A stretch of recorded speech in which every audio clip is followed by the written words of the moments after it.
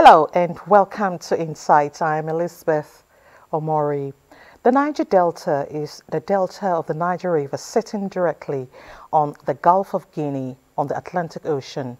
It is located within 9 coastal southern Nigerian states, which include all 6 states from the south-south geopolitical zones of the country. We will be analyzing the pains and gains of the Niger Delta region on the program. According to the World Bank, global food crisis has been partially made worse by the growing number of food trade restrictions put in place by countries with a goal of increasing domestic supply and reducing prices. As of June 5, 2023, 20 countries have implemented 27 food export bans and 10 have implemented 14 export limiting measures. A report by the National Bureau of Statistics in Nigeria indicates that food inflation rate in May 2023 was 24.82% on a year-on-year basis, which was 5.33% higher compared to the rate recorded in May 2022. Food security is also part of our discussion today. Now, human trafficking, the recruitment, transportation, transfer, and harboring of people through force, fraud or deception with the aim of exploiting them for profit is also on our plate today. As it is the month dedicated to raise awareness on the global challenge, we will dissect trends adopted by traffickers in recent times. Once again, welcome to Insights. I'm fascinated with the discourse on national monuments and assets and how much is being done to preserve and look into the language issue. We have turned English to become like a pride value in our own cultural values. National cash transfer is not a COVID-19. Invasion 1897 was a deliberate you know, many of these people coming to the urban areas now. These and applications, there are terms and conditions that of course it is the union of 2 people, a man and a woman coming together. My name is Nnamdi Odipo.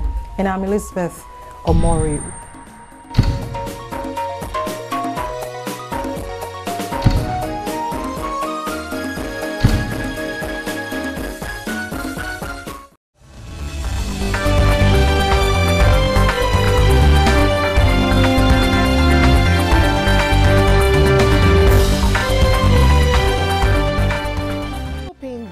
Educational deprivation is not the end of the road. Agencies and stakeholders to proactively tackle these challenges. Women in most countries of the world constitute about 50% of registered voters. Kevin Williams reporting for Dateline 360. In Jos, Caleb Gochin, Deadline 360. Deadline 360. Shidi Okrafo. For Dateline 360. In Lagos, Michael Olaleye. Reporting for Deadline 360. I am Omosola Omojola. Thanks for tuning in.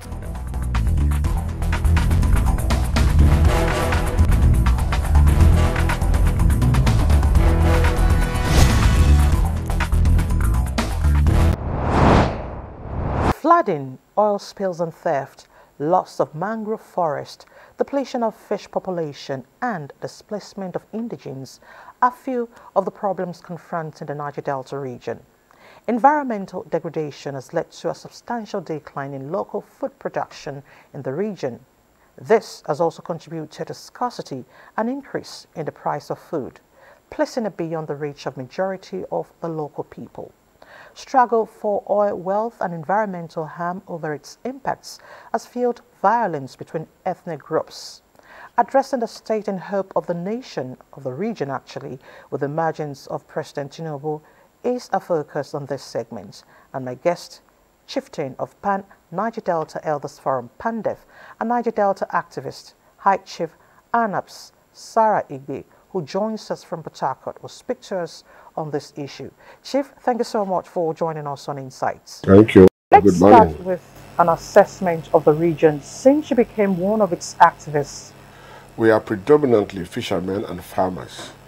But with the constant pollution of oil and the gas flaring, this has drastically affected our production. Most of the fishes in the river, the aquatic life has been destroyed, as well as the farmlands. And so agitation started, and government has done fairly well by giving us few palliatives. They've given us the NDDC, they've given us the 30% derivation. They've also given us amnesty. But the question is, how has this affected, or how has it impacted on the Niger Deltans? This is the main issue we are all be discussing. A lot of agitation has gone around the place. There are a lot of egele that we have beaten, dancing, and so many people have also made sacrifices.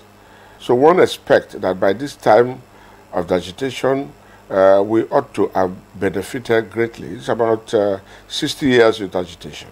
And so we need to benefit. Even the master plan that Obasanjo administration and the NDDC set up has also expired. The government of Tinubu came in, dissolved the board, and retained the executive management. And amongst them, the MD was one of the men who was in the field with us, shouting, singing and dancing and beating ogele that Niger Delta must develop. And so for such a man who has been in the creek, who has been in the bush, who has been everywhere, agitating for development of Niger Delta, and despite the militancy agitation that people will call us, we expect much. That's why the Niger Delta leadership went to thank Mr. President for at least retaining him. There are several factors causing environmental and social challenges within the Niger Delta region. But I must ask you this, why is it taking so long to resolve these issues? Well, these issues are not resolved partly because of the will of the oil companies, and every day we have pollution. Every blessed day we have pollution. The production of oil in Nigeria is a blessing to Nigeria, and every community that is affected by this oil production has had our own at times. When I was young, I used to go to I would eat, take the pot to the water side, stand there, in less than 10 minutes, so many fish will be eating that food. I close it, I will get enough fish to go and cook. But today, all that is gone. If you go to the mangrove forest today, we are going through the Niger Delta, all the mangrove and the forests are all devastated. They are all destroyed. This is what we are facing every day. And when this thing continues and we now agitate and I say, look, we want to know what is going on. Buhari said it was a forensic audit. Most of the oil-bearing communities are still living in squalors as I speak now. There's no electricity, no good school, no water across the Niger Delta, particularly the oil-bearing communities. And we agitated. And Mr. President said he would set up a forensic audit. I do remember in the Pandef meeting in Uyo, we resolved to support Mr. President good gesture of forensic audit. We came out bold to say, yes, we are supporting Mr. President. Let us give him time to do the forensic audit. And caretaker committee, interim administration was set up. But they became the worst. We had all kinds of drama in the National Assembly accusing the NDDC accusing the National Assembly. We have not seen a forensic audit. We now have one of us in the saddle. We have one of us who has been in pain with us. We have one of us who has gone through the creek with us. We have one of us who was the secretary of the struggle. And today is the MD. We hope it will be well. That is why the leadership of Niger Delta went to thank President Tinubu for retaining this management and they asked him to quickly appoint a board in line with the act. So we as Niger Deltans, our hope now is what will this gentleman bring to bear on the Niger Delta development. Because one, we don't have employment. Two, our environment totally destroyed. Three, our livelihood destroyed. So what can we do? And that is why agitation goes on. And our prayer today, if the federal government wants to team up with NDDC, they can develop Niger Delta. Because the man in the saddle will be able to understand the dynamics and the needs of the people. So if it's there to do that for us, for the few period it will stay, I think we will see change. But if it did not also do that, then we'll take our faith into the hands of God. What would be your take on the Ogoni cleanup exercise? Well, we all expected that the Ogoni cleanup will be the beginning of remediation in the Niger Delta. Ogoni cleanup, we don't know how much has been expended, but we have not seen much development. We want government to please take strict actions and let us see how that Ogoni cleanup will affect that place. And if that area is done, then remediation can gradually go to every part of Niger Delta. That way, Niger Delta will be glad to give federal government the whole support they need. The oil term, we cannot fight it because federal government is not doing something for us. Most communities are not security agency. Most communities cannot protect pipelines when we have federal agency like the NSDC and the Navy, Army. They are all there to protect pipelines, not community. And they are putting it on us.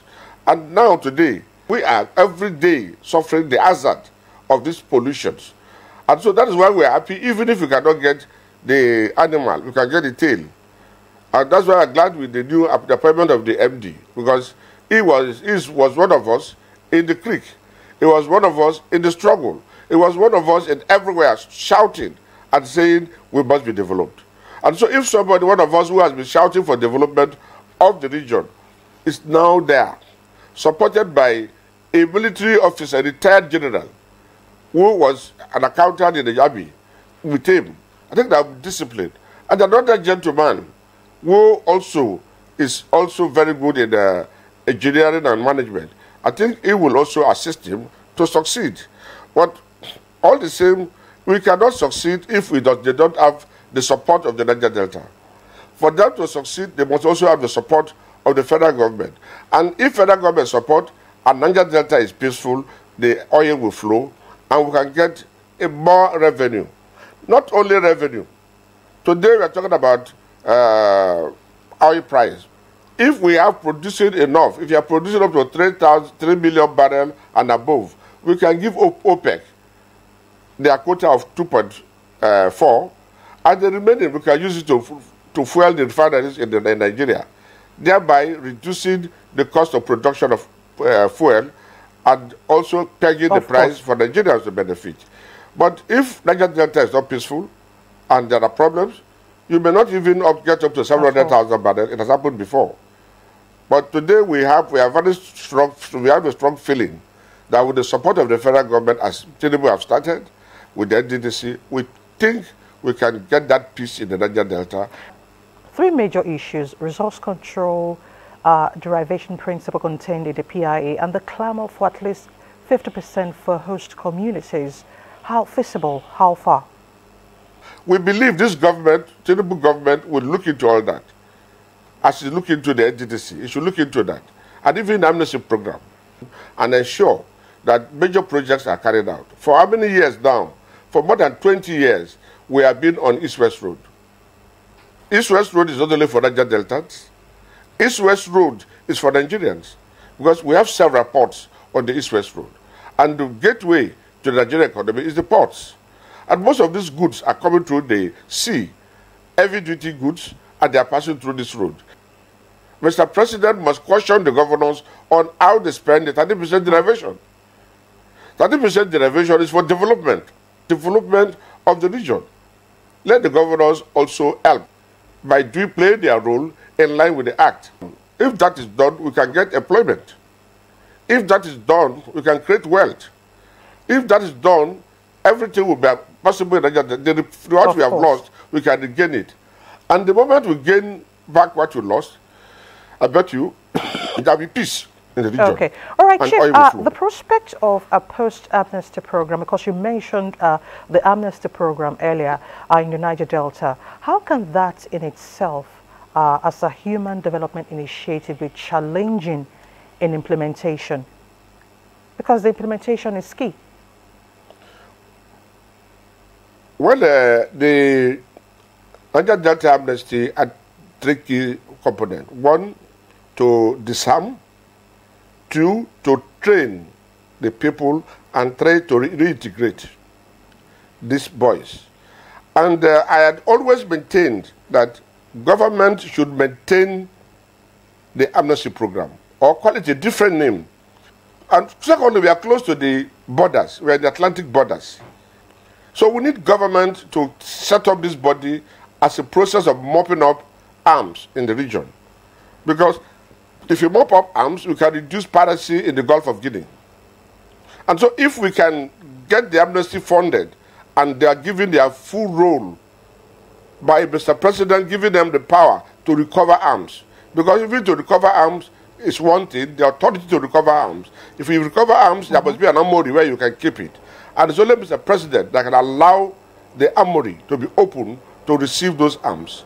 So if Mr. President will empower the amnesty program and give it his full title with a special advisor directly reporting to him, we believe that constantly the arms in the Niger Delta will be mopped up. And if that happens, there will be peace in the region. Two, it's a process of training. We need to train these boys. Some of them are not educated, some are educated. They need to have a process of educating the boys, giving them orientation and integrate them into the society so that they will not be involved in criminal activities. That is the purpose of the amnesty. Previous administration has tried to train people. We have so many pilots from the region, we have doctors, we have so many lawyers coming out through the amnesty program.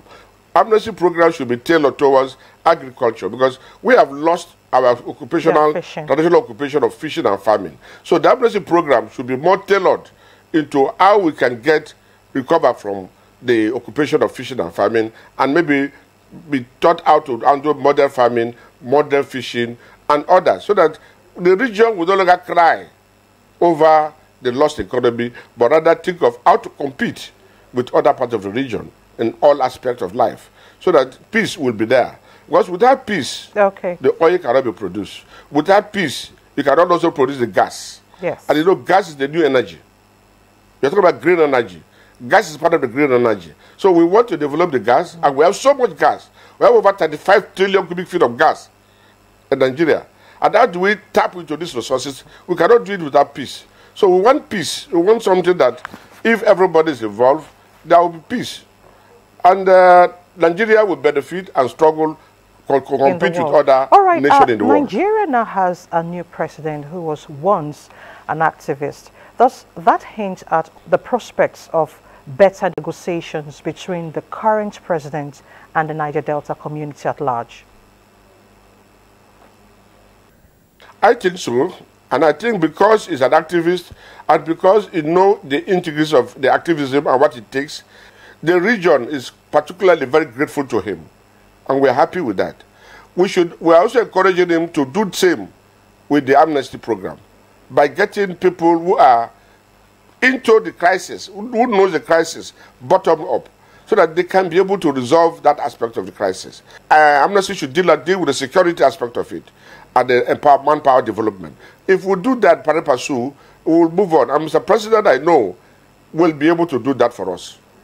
And if Mr. President can also appoint a renowned activist in the region, as I see he's an activist, the activist's desire is not to enrich himself, but is to improve the society and life of people. Most activists are not interested in how much they will get because they have their way of getting money. We can have a lot of them. Gadi Fayemi, Tinubu himself, even Abiola with his wealth was an activist who said, no, this will change. If Tinubu can go down to Niger Delta and resolve the problem, he should reorganize the amnesty program by putting down an activist. But an activist who understands the dynamics and we can collaborate with the Niger Delta. Because the Niger Delta man is an activist and he is also an activist. There will be collaboration, they will work together, there will be no competition, but they can work in synergy and be able to develop Niger Delta in terms of human capital development, in terms of infrastructure development, in terms of economic development, and in terms of social development. If we can achieve this, I can assure you Nigeria will be glad with the Niger Delta people. We are not troublemakers. The role of governments at the subnational levels actually, very, very important to the development of the region. Are the states living up to their responsibilities? Now, talking about the states within the region. The agitation has brought 13% derivation. From 3%, we have come to 13%, and we are still fighting more. But if you recall, a few years back, I came out to say, no, don't give us more money to Niger Delta governors until they account for what they're taking. They have not been able to account for the 13% derivation. That is the problem we have. The Niger Delta governors are not activists. They do not even know. And most of them are not from the oil-bearing communities. So they don't even know how we feel, how the oil-bearing communities are feeling. That up to this time, we are still living in squalors. Up to this time, oil-bearing communities cannot get water to drink. Up to this time, there are no good schools. Up to this time, people are suffering in the region. Up to this time, we cannot catch fish. And so we are now crying to say, look, Tinubu called the governors to order. Let them spend the 30% derivation for the bearing communities and develop the area. We are eager for development. We are hungry of development. Niger Delta, we don't want trouble. Finally, you've mentioned a couple of issues. You've talked about employment, calling the governors together. As an activist, are there other gray areas you need the present government to help the people of the region work on as part of their expectations? Let's quickly hear from you. Well, we would like the president to visit the PIA Act. We asked for 10% equity. Okay. They brought it to 3%. Some of us said, okay, let us allow it to see how the government would go on. Now is the time we are saying, visit that act. 1 year after, the oil companies have not been able to implement the PIA. Government should look into that. Mr. President should look into that aspect of it, because that is another source that will definitely bring peace in the region. It will be a partnership between the oil companies and the communities directly. That is one.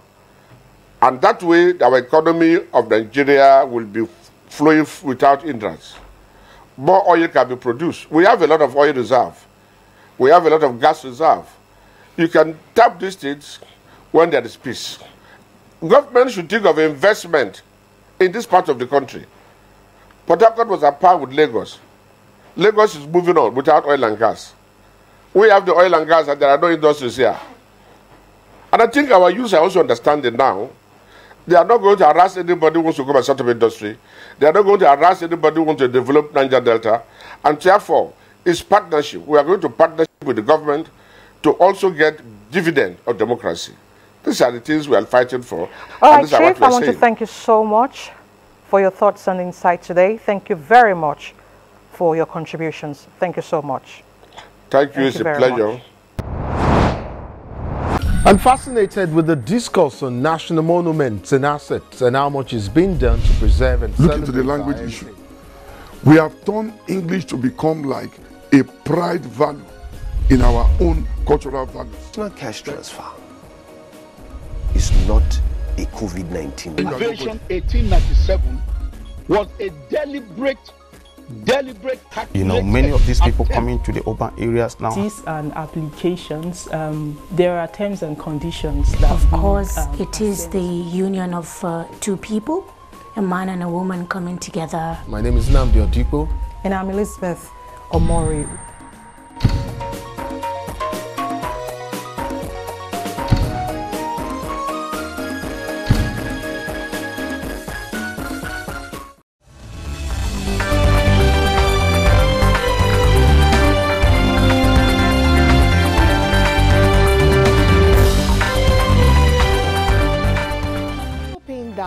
Educational deprivation is not the end of the road.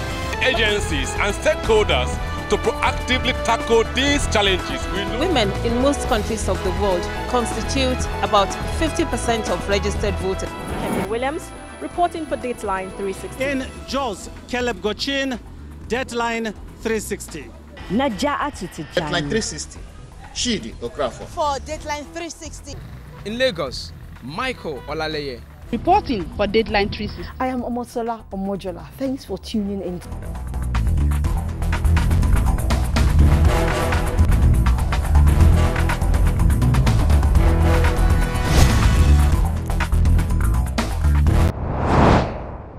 President Bola Ahmed Tinubu, in a statement, says is not unmindful of the rising cost of food and how it affects citizens. While availability is not a problem, affordability has been a major issue to many Nigerians in all parts of the country. This has led to a significant drop in demand, thereby undermining the viability of the entire agriculture and food value chain. In line with this administration's position of ensuring that the vulnerables are supported, Mr. President declared with immediate effect a state of emergency on food security to be announced and all matters pertaining to food and water availability and affordability be treated as essential livelihood items and be included within the purview of the National Security Council. On this segment, we will review efforts by the federal government to ease the burden on Nigerians at this time. And my guest is an agribusinessman who is also the executive chairman, Business Visa Training Limited, Sani Garba. He will be speaking to us on this issue before us. Mr. Garba, thank you so much for joining us on Insights. Thank you very much. All right, as an agribusinessman, how did we get to this point? Well, the words he used are really strong words. He said availability, sustainability, and affordability. Yes. Where do we go wrong in the first place? And what is missing out? And looking back at the history, if you want to make the future better, let's say the achieved sustainable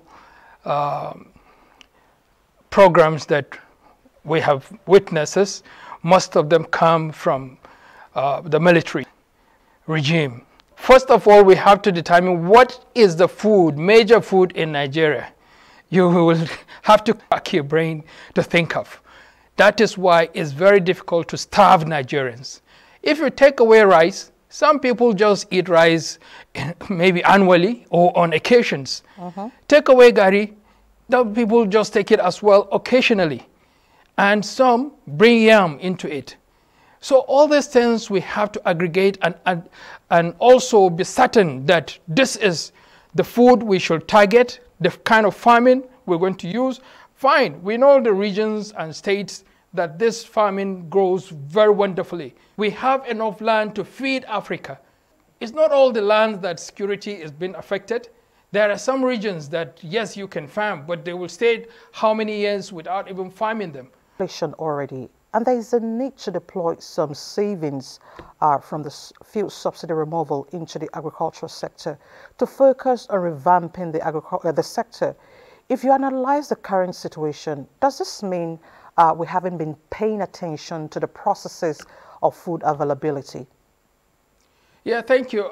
You see, first of all, you go back to the data collection as well. Who determines prices in the market? You can go to a local market today and buy something. You go tomorrow to the same person, and he would add up. Maybe if you buy yesterday 1,000 naira, and today you go, you say 1,500. You can't take him to a police station or any authority. And he might just tell you, no, we just heard that fuel is scarce. Just flimsy excuses. And maybe storage. You know, there is a format to all to control this.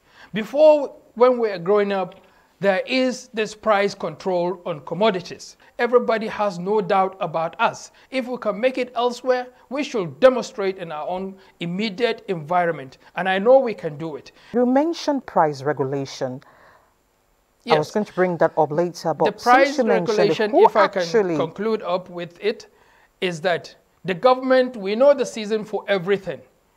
And during that season, the government should now buy off all the things and then store them for the rainy day so that they will now regulate it, even if it is a season or it's not. You already have enough in the stock. If you empower these farmers, they will definitely sell it directly to you at a controlled price. Then what you are offering the citizens, you also regulate that. And again, mind the manufacturers. Any manufacturer, he should have his own farm not to be buying from our local farms. That will also contribute to inflation. So there are tips to make it a success. Interesting. All right, the present government is focusing on ensuring that Human Capital Index numbers, which currently ranks at number 3 in the world, are improved for increased productivity. How do we achieve this? For me, I think we look at our own local products, which we have no issues with them based on the health, and improve on them. We have some products that we don't even manage them well, but they yield organically and give the best results. So those improved varieties that we're getting, that is, we are borrowing something that we're not too conversant with. And why can't we focus our energy on improving our own varieties in the country? If you look at everything that God blessed us with, we have them in different variety that the world doesn't even know about them. So if we can now just focus on it, so let us stick to ours. We have brilliant people in the country who are in this field, who can work. If you ask most of the universities, they have come up with varieties, improved varieties locally. We'll now come back to those and liaise with them, bring the right people on board, give them a tax. This is what I want. This, how long is it going to take you? What policy will make your work easy? How much budget do you want? That we can achieve a lot, Mr. President. You know, you talked about strengthening of local manufacturing, but really looks like our taste for foreign products is part of the issue we are facing right now. Yeah, the foreign equipment that you might look into, if it's in the farm, fine. You can now look at the fabricated ones that we are using, but consumption, adding value to it, we should be thinking towards that. Back then, it was a ban on us in Nigeria. We should export everything raw. Now it's about time we should process it and get other benefits from it. We will gain much more money in it, boost our economy, and also get much more employment. So we should use the right machineries before we get there for anything consumable. And beside that, if we're targeting outside market, we should certify home first, get our own standard, which we know that the world do not have an idea about it. We should be speaking about our own products because of the confusion. Most of the time, we change varieties on supply to exports. They got there is not the variety that they are used to, and they will bring it back. And sometimes it's not even the product, because I bet you nobody will test Nigerian product and send it back. They will want to keep having it more and more and more. And sometimes it's just the sizing. So we should believe in ourselves. Let's eat our own. If we are healthy, I tell you, we'll do much more. And those ones out there that have had the training, they should come back here. Let us give them the local knowledge of what is on ground. Let us do it together, and I bet you will excel. In this regard, the Central Bank of Nigeria has always funded the agricultural value chain since they are involved in the process of promoting agriculture in the country. Now, with the latest development, what is expected of the Apex Bank? Because they've been bringing out so much initiatives, funding agribusiness. Why are we at this stage? If we come to harmonize together, speak to each other, and then we are determined. Look, if as long as you are a Nigerian, you want to improve the sector, come and identify yourself. Even if you are not, you're just new into it, we can put you through. We can do it together. But to collect the money and divert it to something else, no effect. We are doing it for ourselves. No market for rich people or poor people. So basically, it's a single market. Absolutely. So if we can do it together, we can excel. Okay. You know, insecurity, transportation and storage of produce are also contributing. Oftentimes you see farmers tell you, we can't move our produce. We don't have storage facilities. We don't have vehicles. And even when they have the storage facility or the vehicles are there, insecurity is a major factor. Emirs, royal fathers in the villages, who knows everyone and any visitor that comes in. Stop allocating farms, land to people and, encroaching into the actual roads and ban them, so you have to use an alternative. So those, if we can get those into consideration, this thing has been happening before now, so we should get advanced to get better, to improve on all this, not going back when we, all the time. So we should bring them and revive them, charge them with the authority of this farmland in each state should be on certain loyal fathers or emirs, and they should know who they allocate this things and give the record to the state. If we are doing it for ourselves, definitely it's not going to be an issue. Although the local government issue, they will tell you a different scenario. Also, the state will be telling you a different scenario, like they are in two different governments. So we should revive back, borrow from our past and improve on it. And I tell you, the security issues will vanish because nobody will come to your territory without knowing it. And you have the full data. And if anybody is involved, we should first come up with a severe punishment to any culprits and any violators. And we should face the reality and tackle it out. And I tell you, we can do it. We can do it much better. We should support this government. We voted for him, and we should make sure that he excels. If he excels, it's not about the credit on him. It is about us. Our respect will change anywhere. Does that mean we need a long-term solution to the crisis we are facing? Or do we need immediate solutions? Which would you prefer? Who controls our prices of food items in the market? Is in whose hand? Is those malams you see and those traders in the market? They will come there and they will tell you the different price, and if they will even turn their back. Sometimes they will look at your outfit. If they are selling it 1,000, they will tell you, no, madam, it's 1,500.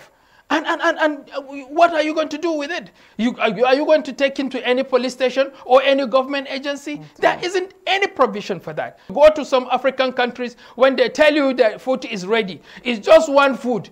But what happened in Nigeria? If they say food is ready, you will ask, what do we have? Yes. You will make a choice. If they say it's rice, no, I've taken rice. If it's something else, I will eat. So we have options. So they shouldn't be regarding us or making examples with what happened in other nations. We are unique and we are different. We have everything in its unique form and its variety. And also let's focus on what do we need more. If you engage the farmers, this is what we need. If they say we're going to focus on rice, I tell you what will happen in rice. We will crack down any inflation or whatever they are thinking, will confuse them instead. They will say what is happening in Nigeria. If they say it's maize, we will now farm, because literally these things grow everywhere. Yes. We don't have challenges for that. Where are we farming? Look at the size of lands we have. Come on, guys, we can do this and much better. And I tell you, if we're ready, we should come on board. Don't just sit down in an office, jot out things and throw it for practical purpose. Have a data of what is happening on ground. Then you will now have a right way to tackle it. Don't do guesswork. We have done that, and look, the successful farmers that, the programs that comes in, which women anchor it. Past president women, like the Better Life for Rural Women. Finally, let me hear your thoughts on this. From the perspective of an agribusinessman and the government, what should be the way forward? Because we need to come out of this. Yeah, thank you. The way forward is engaging a private sector. Give them those responsibilities. You will see a difference.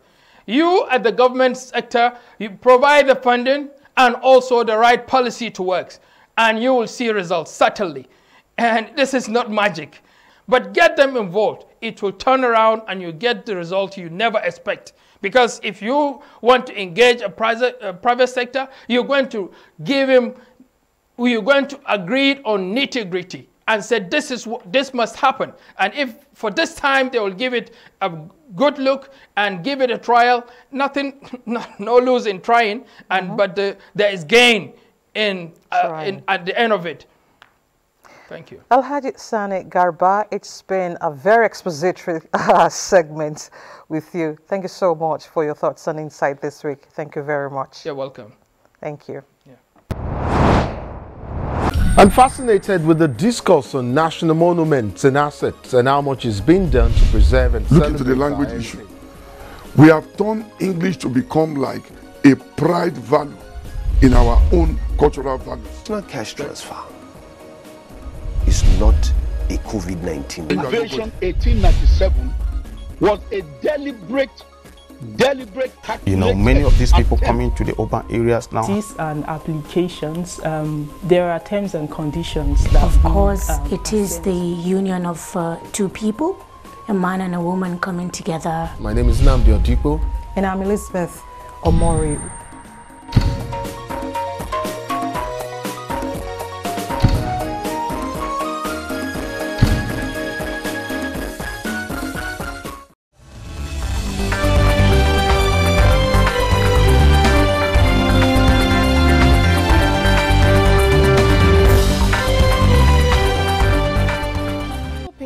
Their educational deprivation is not the end of the road. Agencies and stakeholders to proactively tackle these challenges.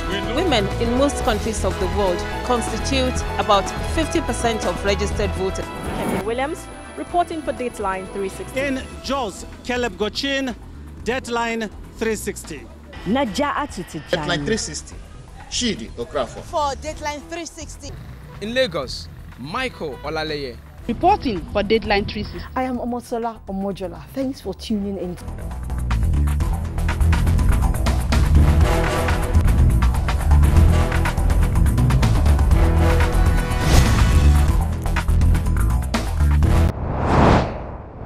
Global crises are driving trafficking risks.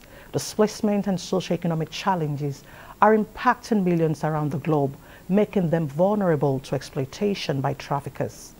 Oftentimes, people with no access to education, healthcare, and work become victims and are exposed to several forms of abuse. Nations are expected to commit to combating human trafficking because it represents an attack on human rights and freedom. The Secretary of State, United States, says the human trafficking of boys and young men often goes without global attention, causing devastating consequences. On this segment, we will analyze trends in human trafficking, and my guest, Rita Oyoko, President, Global Harmony Envoy International Initiative, will speak to us. Mrs. Rita, thank you so much for joining us on Insights. Thank you. All right, human trafficking is a global issue, and tackling it has remained herculean over the years. Why is this so? Okay, thank you for the introduction. I have been working with different countries on this, and I also work with my country, Nigeria, which I believe the first thing we've been doing before now, we're in all primary schools and secondary schools, government schools in Abuja. Okay, we have a program because we have to start from the grassroots. We talk to these children, enlighten them more about trafficking and illegal migration, because we know the kind of homes they come from. Most of these students, their parents hardly pay their fees. Okay, most of these children, their parents are like market women. They're not privileged to know the danger in trafficking, the danger in illegal migration, because that's why we have to start from there first. The schools, catching them young from the grassroots. Also enlighten these women about taking care of their children, and they shouldn't send their children out to people they don't know just because of they need help. Every government, they are trying, but the government can't do it alone. There's this adage that says, ask not what your government can do, but what you can do for your government. There are several factors responsible for human trafficking, from poverty to search for greener pastures, irregular migration. So many issues are relating to that. But people still fall prey to traffickers. Are there other factors responsible for this? Yes, I would say yes. A lot. Now, the government, they've been trying so much to see what they can do, but we're not leaving it just alone for the government. So what I would tell the government to support, that I think it can lessen this, my own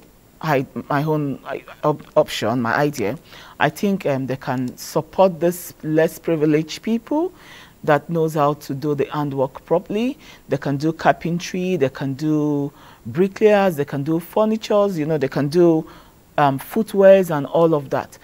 I think if they have a program to support those people by verifying their products, so that this product can also be taken abroad. We'll have made in Nigeria everywhere, made in Nigeria everywhere. Before you know, with the government supporting the citizens, the locals, I think this can also tackle the trafficking and the illegal migration. Put an end to it. In Nigeria, before yes. we talk about attitudinal change and desperation, let's talk border management, because when you talk about human trafficking, irregular migration also contributes to what we're talking about. So how do we strengthen our borders? Yes, that can be strengthened, and that can also work, because we have to work with embassies. You know, desperate families and youngsters bent on leaving the shores of the country often have sad tales. Many of them go through a lot of psychological problems that most times they live with it. Yes, Some do not know how to cope with it. And I want to believe it goes beyond putting them in shelters. Correct. Are there other ways we can help them reintegrate? Yes. Okay. I see a lot of them being deported, and people, they want to show off by, oh, I come to rescue this, I come to rescue that. Giving them pocket money and giving them trousers and shirt and dresses for the first time is not enough. Their mental health matters a lot, because once they come into the society, they turn to something else. That is where we have the crime rate globally. So my take is, give them job. Some of them are educated. The ones that are not educated. That way, we're tackling mental health. That way, we're tackling we're tackling the crime rate globally. Before we talk about our level of advocacy on this issue, let's talk about the family unit, because the family has a very important role to play in tackling this issue. What exactly should the family unit be doing to help us reduce the number of people falling victims to traffickers? We're enlightening them more about it. I think with that, they will see that releasing their children to strangers might not bring their children back to them. Okay, they might end up losing their children, their siblings in different countries. The government should come in, support those people by verifying this product, like the ones that can make shoes, the one that can make bags, the ones that can make the hair, that can, a lot of things. That my country, we have a lot of talented people in this country. So we just want to have made in Nigeria, also like what they have made in China. Before you know, the whole world want to buy made in Nigerian product, because they have verified by the government, by my government of Nigeria. So I think if the government support, we can do a lot. Like, you know, these days people do a lot of things online. So we can help each other by promoting stop human trafficking online, stop illegal migration online. We can use our voice to help the government. We can use our voice to help each other. I think what we do on Twitter, Instagram, Facebook, we can help ourselves that way. We shouldn't wait for the government to do everything for us. So we are our brother's keepers. I think that way it works. It works. Yeah. Okay. Rita Oyoko, President GIA, we want to thank you so much for your contribution on our focus. Thank you very much. Thank you, Lizzie. I'm fascinated with the discourse on national monuments and assets and how much is being done to preserve and look into the language issue. We have turned English to become like a pride value in our own cultural values. It's not cash transfer. It's not a COVID-19. Invasion 1897 was a deliberate You know, many of these people coming to the urban areas now. And applications, there are terms and conditions that of course it is the union of two people, a man and a woman coming together. My name is Nnamdi Odipo. And I'm Elizabeth Omori.